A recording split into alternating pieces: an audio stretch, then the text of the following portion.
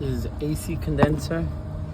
I mean, not the AC condenser, it's the AC evaporator that goes inside the vehicle. Sorry about that. Look how it gets inside. Real dirty.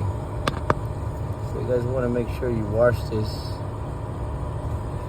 really good. You know?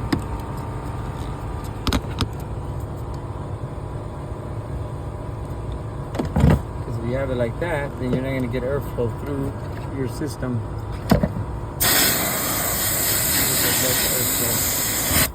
So what I do is I rinse it off like that, and then the water starts coming out from the bottom.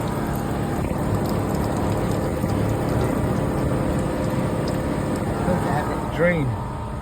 Just make sure you remove your electronic devices anywhere around there, like say the blower resistor and the blower motor. You might want to remove those two. But this is on a Honda Civic 1999. Look at all those leaves. How they do this? No fish, that's fine. See? And get all that out right now.